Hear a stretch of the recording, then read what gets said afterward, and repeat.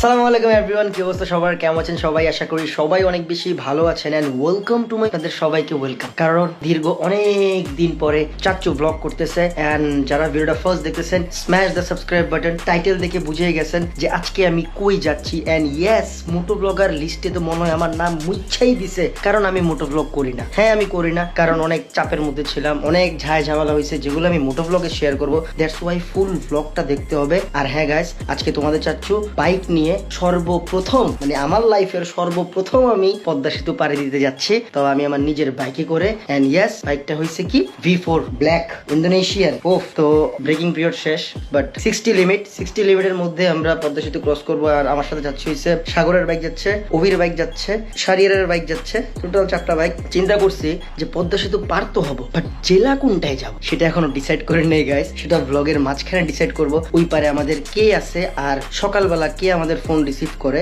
কারণ এখন সকাল বাজতেছে কয়টা, 6টা অলমোস্ট। তো ফোনটা তো কারো না কারো ধরতে হবে, না ধরলে তো আমরা মিস করে ফেলবো, তাই না? দ্যাটস ওয়াই তোমাদের চাচ্চু রেডি করে ফেলছে রেসের জ্যাকেট, দেন ইন্ডিয়া থেকে আনছিলাম এক জোড়া গ্লাভস। দুঃখের ঘটনা যেটা হয়েছে তোমাদের সাথে শেয়ার করতে চাই, দিস ওয়ান। আমি আমার হেলমেটটা বের করলাম মোটো ব্লগ করার জন্য, তারপর এটা সেট আপ করতে গিয়ে আমার এটা ভেঙে গেছে। তো এখন সাগরে বললাম, সাগর উপায়টা কি? বললো যে আমার কাছে উপর দিয়ে একটা সিস্টেম, আরে কাপড়ের সিস্টেমের আছে, মানে ক্লিপ সিস্টেমের আছে, ওইটা তুই লাগাই ইউজ করতে পারো, ব্লগ করতে পারো, আদারওয়াইজ আমার হেলমেট ইউজ করতে পারো। তাই আমি বললাম ঠিক আছে, ব্লগ তো করতেই হবে, কারণ অনেকদিন ব্লগ করি না, ইউটিউব চ্যানেলতে তো আমার বাদি দিয়ে দিছে। বাট না গাইস, তোমরা কমেন্ট করো বেশি বেশি, যাতে আমি এই কমেন্ট গুলো দেখার পরে, আমি রাত্রেবেলা সত্যি কথা কমেন্ট দেখি, কমেন্ট দেখার পরে যাতে আমি ব্লগটা আবার স্টার্ট করি। দ্যাটস ওয়াই আমি গোপ্রো ইউজ করতেছি, কারণ বড় ক্যামেরাটা খুব প্যারা দেয়, আমি জানি খুব প্যারা খাই এটা নিয়ে। আর এটা দিয়ে স্টেবিলাইজার লাগানো লাগে, বিশাল কাহিনী। তো রিপ্রেজেন্ট ব্লগ গুলো সেগুলো দিয়ে করবো। আপাতত আমি আমার গোপ্রো ইউজ করতেছি, ফুটেজ নিয়ে কোনো টেনশন নেই, অনেক জোস রেজলিউশন আসে। 5 লাখ সাবস্ক্রাইবার তো গোপ্রো দিয়ে আমি নিছি, তাহলে প্যারাই নাই গাইস। তো এখন আমি এই হেলমেটটা নিয়ে নিচে নামতেছি, তো দেখা হইতেছে নিচে সবার সাথে। বাসার নিচ থেকে মনে করেন মাঠের পিছনে চলে আসছি এন্ড আইসা পাইছি হইছে ওবিকে বাসার নিচে। পদ্মা সেতু তো ফার্স্ট টাইম। হ্যাঁ ভাই, বাইক নিয়ে ফার্স্ট টাইম। বাইক নিয়ে আর ইউ এক্সাইটেড? অবশ্যই। ওরে রে, ভাইবসটা সেই দিছে। এই এয়ারপোর্ট, তুই কি এক্সাইটেড? হ্যাঁ এক্সাইটেড, বাইক দিয়ে প্রথমবার যাচ্ছি।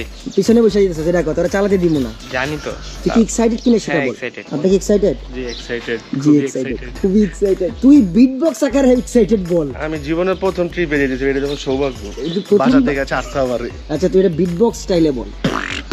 বাইরে যাই, বাইরে যাই না, পদ্মা যাইতাছি গো।